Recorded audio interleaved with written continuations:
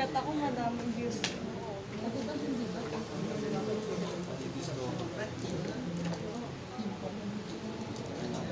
Ayan, send.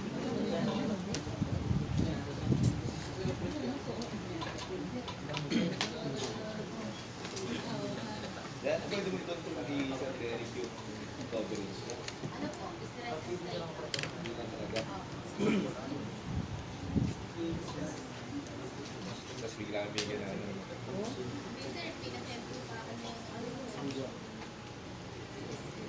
Yung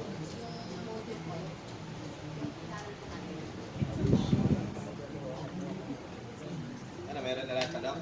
Meron lang yung ganito. Ang last, problem number 1 muna tayo. As in the video show, the hole is, ito yan ah. The hole is to be punched out of a plate having an ultimate shearing stress of 300 megapascal. If the letter A, if the compressive stress in the punch is limited to 400 megapascal, determine the maximum thickness of the plate from which a hole 100 millimeters in diameter can be punched. Letter B naman, if the plate is 100 millimeters thick, compute the smallest diameter hole which can be punched. Anong tinutukoy doon, class? Naintindihan niyo yung tanong? Last meeting, diniscuss natin yung simple stress. Simple stress niya, sa pagdating simple stress nahati sa dalawa, normal at shear stress. Yung normal naman, somehow nahati rin sa dalawa, which is yung normal talaga, tsaka yung bearing. Yung shear stress naman, nahati ulit sa dalawa. Yung normal na shear stress, tsaka yung punching shear. Diba? Doon bali apat na type yung natin. So dito class, anong type dito ng stress? Anong type ng stress? Obviously, punching shear class. Pag sinabi mo normal stress ito, review ka mabuti mamaya ha. Eh, obvious naman kasi puncher ito. Siyempre punching shear ito class. Kaya lang, hindi ito basta-basta na punching shear na direct sub, B over A, tapos na. Siyempre may twist ng konti yung problem. Ang sinasabi, yung compressive stress daw, nung punch, which is yung bubutas, ay 400 megapascal. Last meeting natin, binanggit ko sa inyo, if binanggit na doon sa problem na compressive o tensile stress, meaning normal stress yon, diba? Kasi yun ang axial stress. Yung normal stress, tinatawag din natin na axial stress. Bakit class? Kasi kung ito yung column natin, tapos ito yung force P, tinatawag natin na axial stress, yung normal stress, kasi ito yung mga type ng stresses na tumatama doon sa neutral axis. Naalala mo class, kapag tumungtong dito yung P, naalala mo sa RC mo kung yung tawag doon sa distance na yun? Eccentricity class, di ba? Eccentricity yun. So kung eccentric load, yung mag-a-act doon sa material natin o sa structure natin, so hindi siya axial stress. Nakuha. Kasi ang axial stress, ang definition ng normal stress is type siya ng axial stress, dapat yan mag-a-act doon sa axis. O dito class, compressive stress ito, so ibig sabihin ito ay type ng normal stress. Kumbaga, given na yung punch natin, hindi dapat masira. So kung hindi dapat masira yung punch natin, so para makuha yung mga maximum values, sabi nga sa inyo, dapat ipapalit natin yung mga maximum values din. Naalala niyo yung binabanggit ko? Lagi yung tatandaan yung class. Para lumitaw yung maximum value, kunwari, maximum stress. So kailangan mo ipalit yung maximum force, tapos yung area kung saan siya mag-a-act. Nakuha? So dito class, ang tinatanong sa atin dito, sa letter A, determine the maximum thickness. So ayan, binanggit na naman, maximum. So hanapin mo yung mga maximum values para lumitaw yung maximum. Siyempre, hindi lumitaw yung maximum value kung hindi mo ipapalit yung mga maximum values na given. So dito class, pinapahanap sa atin nga ulit is maximum thickness of the plate. Tapos ang sinasabi dito, yung shearing stress ng plate, 300 megapascal. Ulit-ulit lang naman ito, Alex class. For on statics lang naman yung ganito. Tapos after yun, yung depo manipis lang.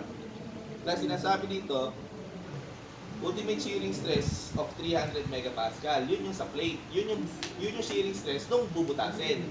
Yung pangbutas mismo, kumbaga, kung ito yung plate, ito yung pangbutas, ang maximum compressive stress nito, 400 megapascal.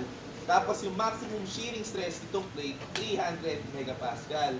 Ang tanong, determine the maximum thickness, kung ano yung kapal na to, para makabutas ako ng 100 mm diameter na butas mula doon sa puncher. So, paano natin i-evaluate kung ganun type ng tanong? For number 1, binigyan ka ng maximum compressive stress. Alam naman natin na kung shear stress yan, shear stress equal to B over A. So, binigyan na tayo ng maximum shear stress. So, tapos tayo dito. Yung area naman, alam natin na nandito pa tutungtong yung hinahanap kasi ang tinatanong dito yung thickness of the plate. So, ano sa area yun? Next naman yung B. So, i-work out natin yung B. Ano yung kailangan mo na force para mabutas yung required yung problem, yung nire-require yung problem. Yun yung una natin hanapin. So, paano yun?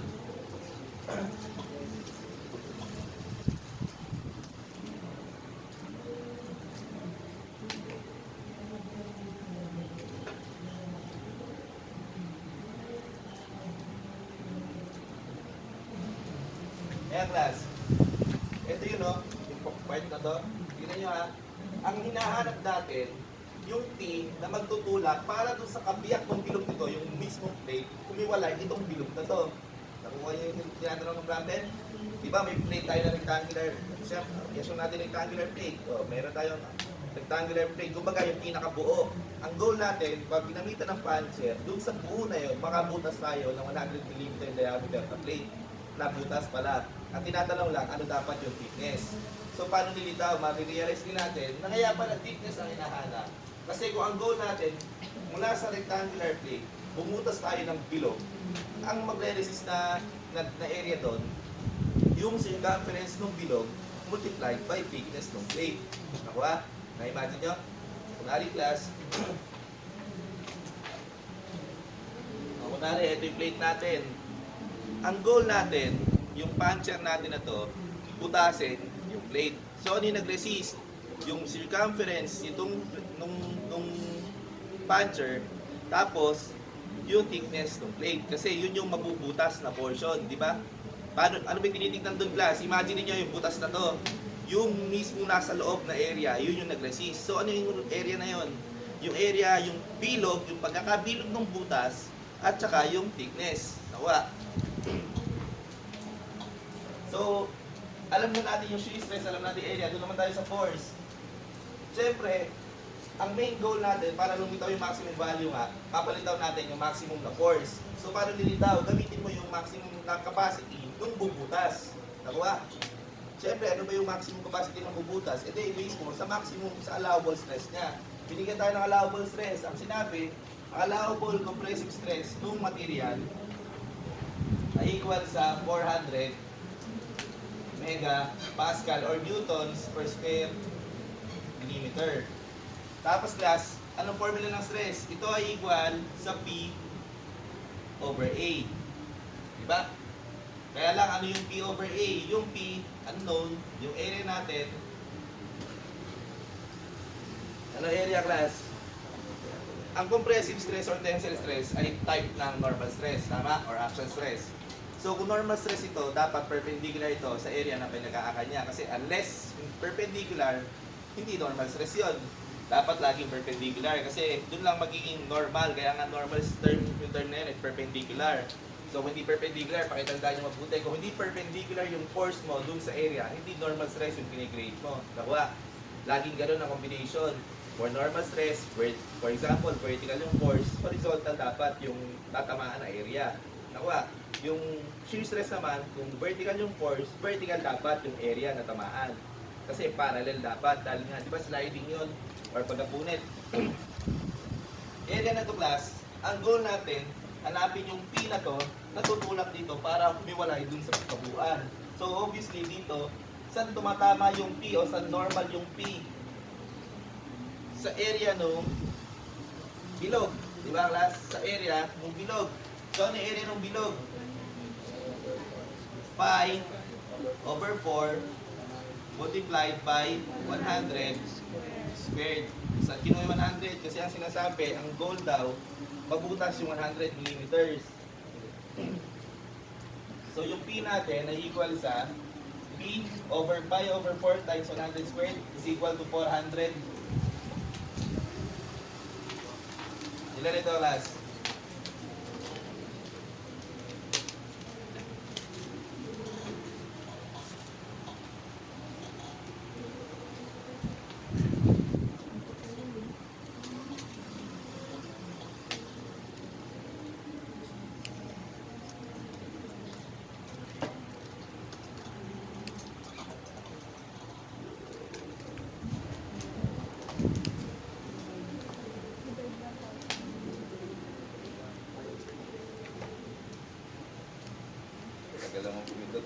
imported na to. 1,005. Ilan?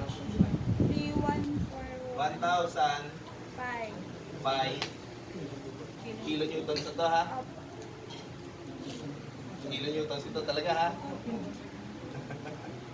Kilonewtons. So, yan yung P. Yan yung maximum P na kaya i-produce nung punch natin. Nakuha?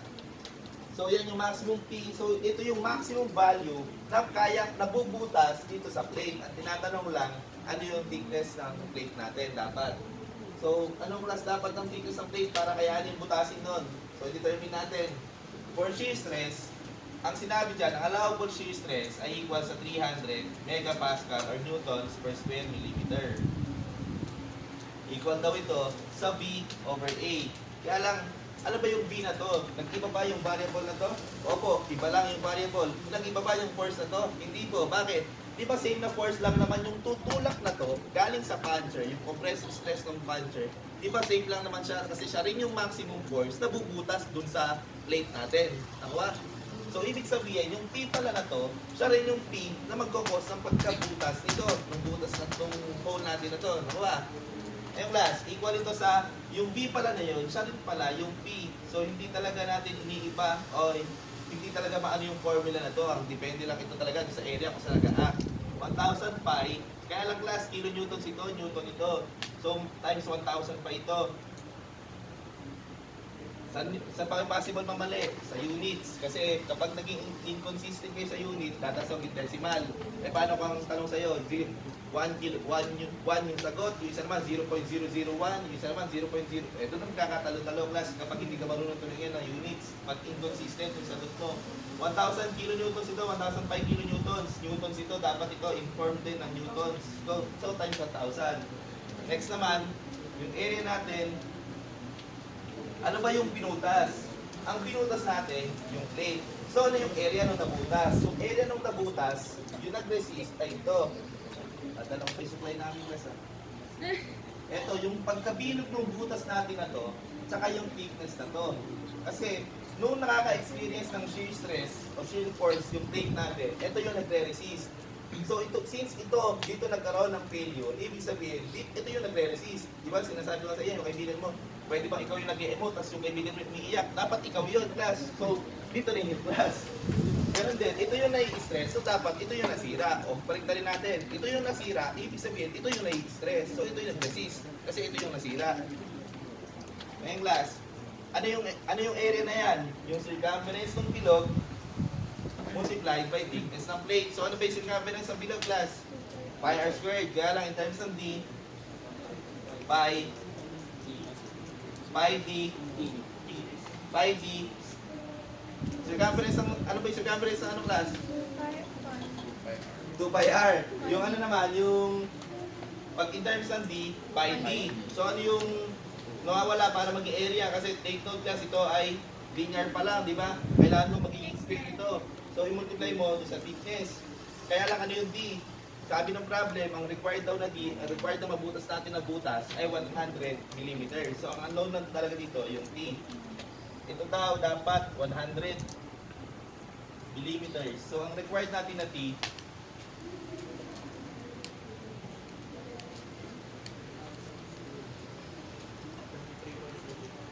$33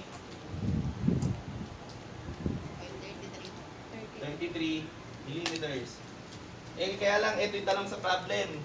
Ang sinabi, ano yung safe diameter o safe na thickness? O kumbaga, ano yung mismong tamang sagot? 33, 34, 35, 32.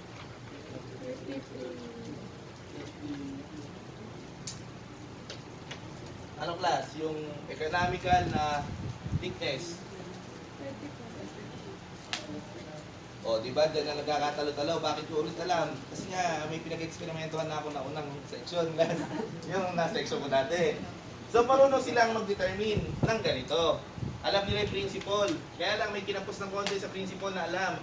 Nung palang binigyan na ng choices, kinalimutan na with regards to sa failure. Kung kailan mag-fail yung material, kailan hindi. With regards saan? Sa rounding off. Anong sagot? Ang tanong, ano yung thickness para mabutas? 32, 33, 34, 35. 33. Ano class?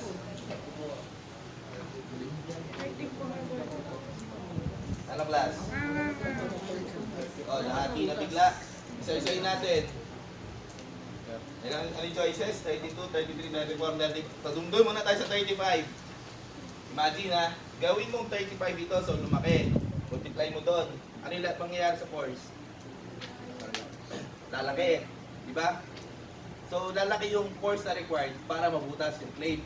So, tatanungin ko kayo, kung ang maximum capacity lang ng compression ng punch natin is 1,000 kilonewtons. Sabi mo, pag lumaki to, lalaki din yung required P. Tama? So, kung lalaki pala yung kakapal yung plate, mabubutas pa yung plate. Nasatisfy mo ba yung problem? Hindi po. Tama ba yung sagot mo? Hindi po. Next, 34. O is that 34 konting decimal na lang, baka slipan silang yan. Pwede na po ba yun? Class, 34. Ang required lang, ang kaya lang butasin ng punch natin, maximum na thickness ng plate na kaya niyang butasin given sa situation na 100 mm yung butas, 33.33. Kung 34 ito, sabi mo, lalaki ulit yung required na force. Kung lalaki yung required na force versus dun sa maximum capacity ng punch, mabubutas ba? Same principle ng 35, hindi po mabubutas. Alam ko class, possible mga tuwirang ka ng 10.67 na lang, baka pwede nang pagbigyan. Tatanungin niya kita class, mabubutas. Gusto niyo testingin, gaano kalaki yung 0.67 na sinasabi mo with regards dito? I-compare natin dito at try nyo computin.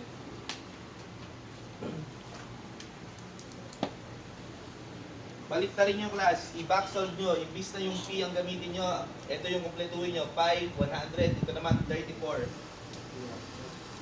Ilan? 10, 1,025 class.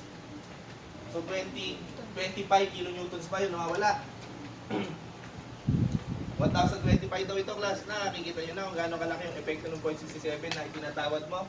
O class, sabi mo, kapag yung T pala naging 34, ang magiging required na force para mabutas yung plate na may 34 mm na thickness at 100 mm na diameter ay 1,025 kilonewtons. So kung 1,025 kilonewtons yung required para mabutas yung 34 na thickness, mabubutas ba ng 1,000 yun? Hindi po. So nasatisfy mo ba yung problem? Hindi rin po. So, ibig sabihin, mali yung 34, mali yung 35. So, ano yung sagot? 32 tsaka 33. Either doon, kung tatanungin mo ako, parehas tama. Kasi parehas kayang butasin. Kaya lang, tinatanong kasi, maximum. Di ba sinabi sa problem, determine the maximum thickness. So, ito yung maximum thickness. Kasi yung 32 tsaka 33, yung 33, syempre, mas kokonti dito yun. Mas bababa sa 1,005 kilonewtons. Lalo na yung 32. So, parehas silang mabubutas. Tama? Eh kaya lang, binigyan ka kasi, ang maximum talaga, 33.33. So, ang tamang sagot doon, yung pinakamalapit, 33. Di ba mahilig ka naman pumili ng pinakamalapit sa choices? Sagot mo 5 yung sagot sa choices, nasa 1,005. Pwede sa may 5 din. Malapit lang yan, class. 1,000 lang yun. Oh, deformation din. Nakakita ka ng deformation. Deformation mo na, nasa 1 kilometro na. Oh, letter B tayo. If the plate is 100 mm thick, baliktad naman. Compute the smallest diameter which can be punched. Pwede kong burahin yung unang drawing. Ay, intindihan nyo naman na yung area.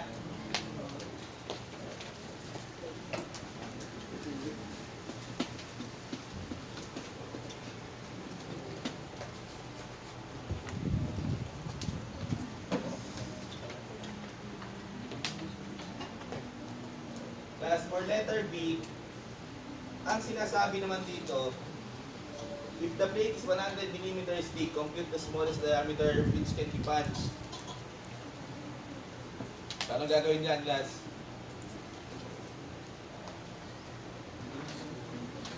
Ang sinasabi lang, meron kang shear stress pa rin. Meron kang V over A. Ang shear stress mo, 300 pa rin. Paano nasabi? Sir, wala naman binakit sa letter B. Tandaan, sa pagbasa ng problem, di ba meron tayong conditional problems, yung tuloy-tuloy, letter A, B, and C. Yung before ka umabot sa point A, ibig sa letter A pala, kung sa mga ganitong type ng problem, mga conditional, before ka umabot sa letter A, yung mga words na nandun, ibig sabihin for general use yun. for letter A, B, and C, sila yon. Pwede mong gamitin sa A, B, and C unless may baguhin na dun sa specific na letter. Na kung kayo sinasabi ko, kunwari dito, binanggit dito na yung shear stress natin 300 megapascal. Ayun o, 300 megapascal. Tapos, sa letter B, wala nang binanggit na shear stress. Bakit kaya? Ibig sabihin, gamitin mo na yung 300. Isa pa, if the plate is, yung sa letter B naman, wala yung force key, wala kang kukuha na ng force key, so saan mo dadamputin yun? Matutong basahin, i-analyze mabuti yung sinasabi ng problem.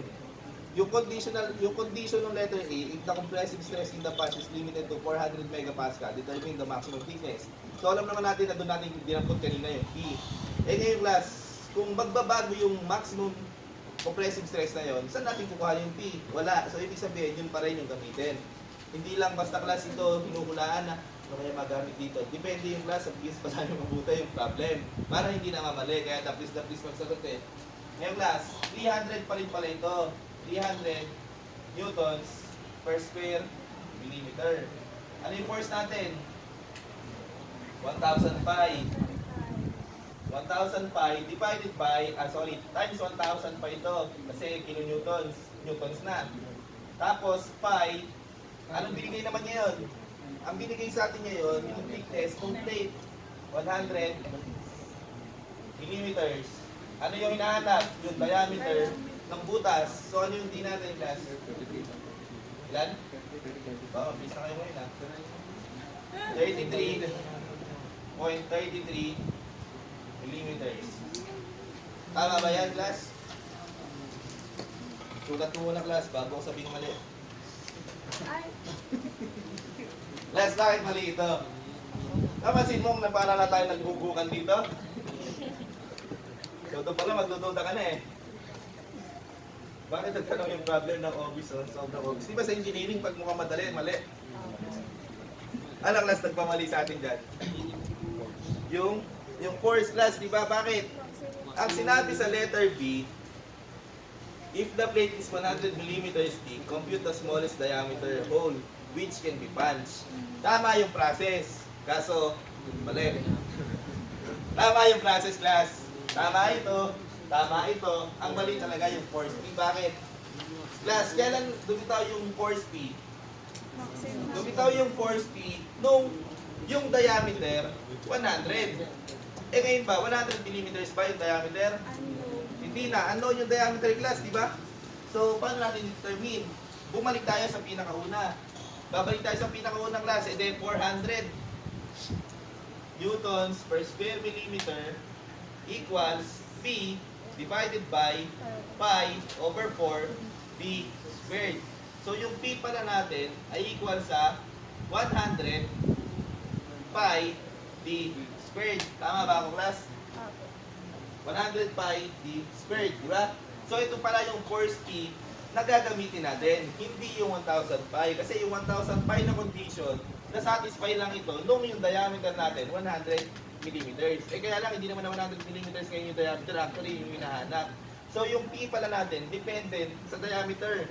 So, ibig sabihin, mali talaga yung force P natin doon. Ang force P na tama ay ito. At, ayun ang class, lilitaw na naman yung paborito ko. Cancel.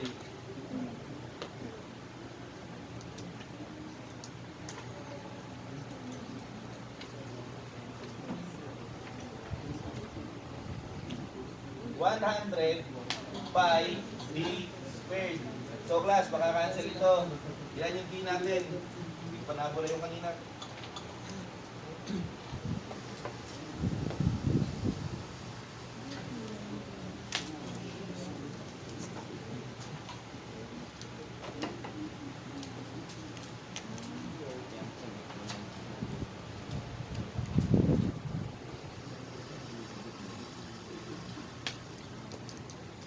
Talaga pumunta sa mga fourth year. Nanginginig ko may kamay niya pag lumili tayo sa sabi ba kayo sa tamang sagot? 300. Lahat ito? Ano yan, master?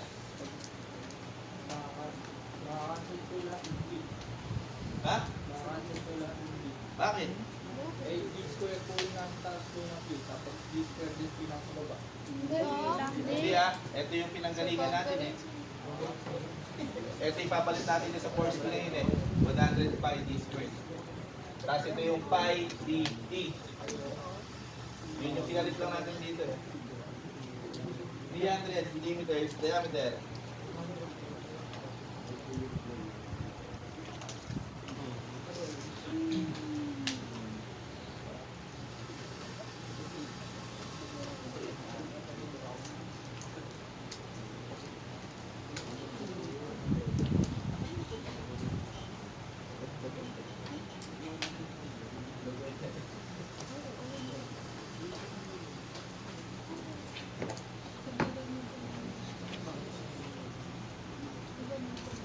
Class, naalala mo yung topic ng glute joint? Diba sabi mo madali yun pag lumabas ko pang kids? Naalala mo class yung topic ng glute joint? Ano mo yung glute joint? Yung dalawang wood na pinag-glue. Natawa ka pa, di ba glute joint naman talaga yun? Di ba yun yan, yung dalawang may angle, tapos sabi ko, yung normal stress dito, laging ano lang to eh. P cosine squared ba yun? P cosine squared theta. P cosine squared theta over 2a. Di ba naalala mo, may formula na gano'n, tapos isa naman, P time 2a ba yun? Divided by 2a. Naalala mo yung class? Ka-review mo na ba yun? Kasi kasama dito yun, normal tsaka shear stress yun, di ba? Sa glute joint. Na ano mo na yan? Oh shit, may ganun pala. Class, may topic na good joint for normal tsaka shear stress. Hindi ka aware, class. Sabi sa'yo, class, magpupuyat ka mamaya eh. Sino dito yung naka-review na ng good joint, class? Ay, congrats! Dalawa na lang tawag ko sa tempo. Normal tsaka shear stress. Normal stress tsaka simple stress tsaka simple strain. Tapos, sa dalawang topic ulit na normal stress, yung mga actual lang, yung kanina natin dinidiscuss, tsaka yung glute joint, glute lang yun, tsaka sa tangential pala, tatlo pala. Tapos yung isa, hindi mo alam na nag-exist. Oh no, class. Baka mamaya sa 30 na ano, baka sa 30 na tanong, di ba glute joint? Bigla ka pa.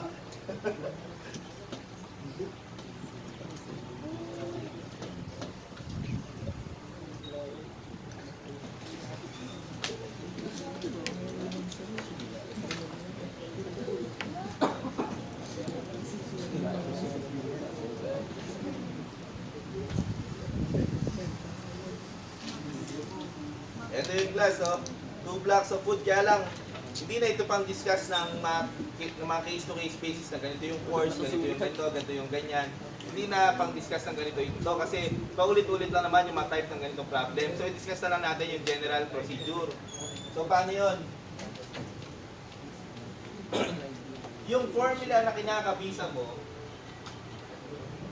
base kasi ko ng formula, class. Diba, may tatlo kasi na way ng pagkatuto, class. Kung pala lima, ang pinakmalalim is principle o yung foundation. Alamin mo yun, after mo matutunan yung principle and foundation, class, establish mo, kapisaduhin mo na yung formula. After ng formula, class, saka mo aralin yung Caltech. Kaya mauna dapat, intindihin mo yung problem, intindihin mo yung principle, i-establish mo yung foundation, yung knowledge mo, class. After nun, kapisaduhin mo na yung mga formulas para medyo bumilis-bilis ka mag-solve, para hindi ka na-derive ng derive. Wala namang masama kung derive ka ng derive, as long as mabilis ka mag-derive. Pero syempre, problema yung derivation, kung mabagal ka, yung mag-cross multiply lang, nalilito-lito ka pa, so medyo madidelay ka ng konti doon pagdating sa, ang kalaban mo doon is yung time limit ng exam. After naman ng class, after ng formula natin, yung Caltech, gusto mga doon, syempre, pag solve mo ng sheet solve, ikaw mag-solve ka ng quadratic, bahala sa buhay mo, sheet solve ako. Syempre class, di ba, yun yung ano natin, yun yung, huwag mong balik na rin, Caltech muna, tapos kakabisaluhin yung formula, bahala na sa principle, medyo mahirap intindihin eh. Ipagdaanan mo talaga yung mahirap na part para hindi mo nalilimutan. Pansin, kaming mga teacher din dyan, syempre, tanongin mo kami na hindi namin tinuturo. Hindi na namin tanda yun, hindi na namin, lalo na ako, nasa field ako ng construction. Tanongin mo ako sa egos, tanongin mo ako sa iba, hindi ko lang kinalaman sa ginagawa ko araw-araw. Limot ko na yon. Kaya lang, bakit pag nagtuturo kami, kaya namin ituro ulit hanggang pinabukasan, bigyan mo lang kami saglit, kaya namin ituro. Kasi yung foundation, hawak-hawak pa rin namin hanggang ngayon. Kahit na hindi na namin tanda yung mismong procedure, hindi na namin tanda yung mismong topic na yon, bigyan mo kami ng oras mag-review, kaya namin ibalik sa amin yon. Kasi yung foundation, nandun nakalatag na nakalatag. Ang nawawala lang sa amin yung formula, tsaka yung Caltech, yung technology na ini-input natin. Pero yung foundation, nandun pa rin intact sa amin.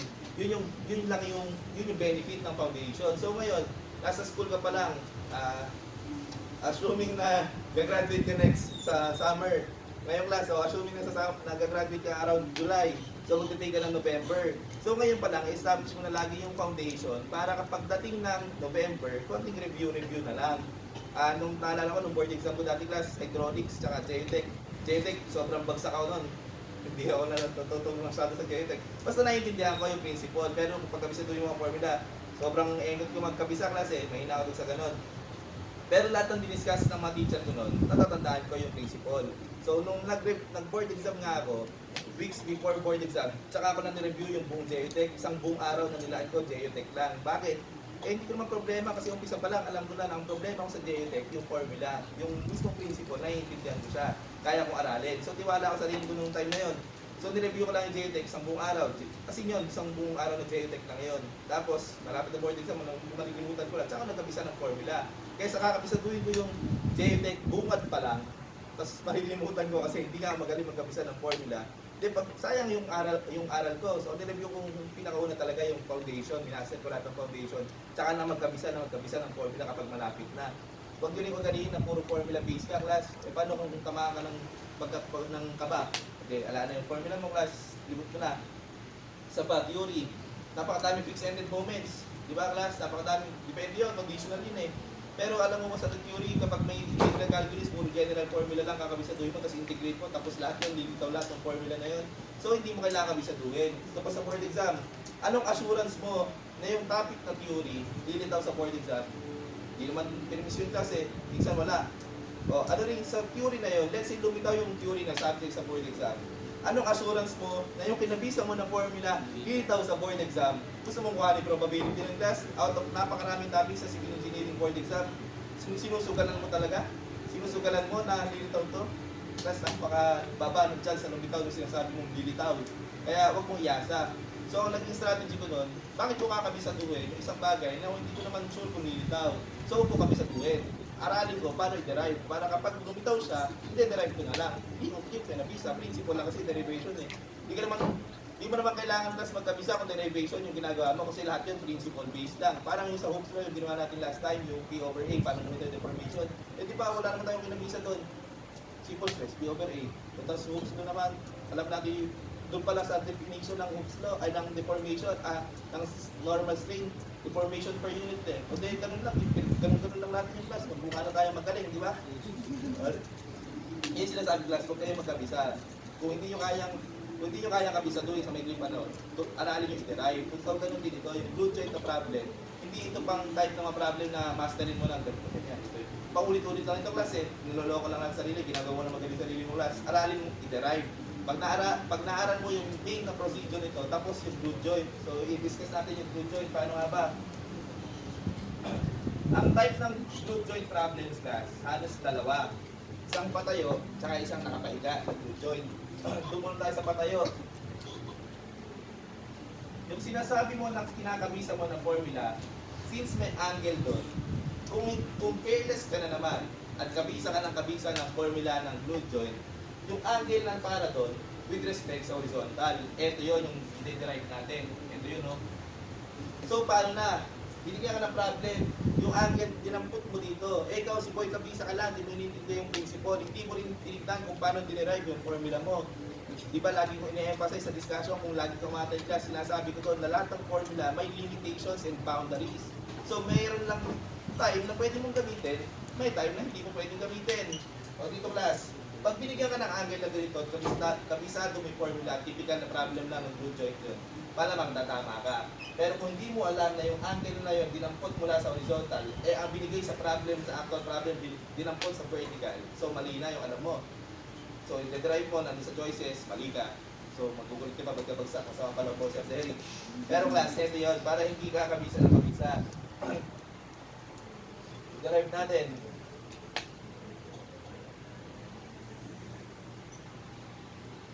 Class, kung meron tayong force P, Anong sinasabi ng normal stress? Ang normal stress ay P over A. Ang shear stress naman ay equal sa P over A din, pero i-distinguish natin yung P na V over A para sa parallel force, di ba? Parallel saan? Parallel saan? Sa contact area. Yung isa, perpendicular saan? Sa contact area. Huwag ka na maghanap ng ibang area dyan, class. Wala ka rin naman makikita sa given na ibang area, yung contact area lang. Kaya lang, determine mo paano yung way ng yung behavior ng force sa area. Plus, ang normal stress, perpendicular sa contact area. Ito naman, parallel sa contact area. Kung hindi perpendicular, yung nakikita mo na force sa contact area, hindi normal stress yung kinikreate mo. Vice, ganun din sa isa. Kung hindi parallel yung force sa contact area, hindi shear stress yung kinikreate mo, class. Nakuha. So, doon pa lang, yun yung principle sa doon pa lang, class, alam mo na as long as hindi ito parallel, mali yung sagot ko.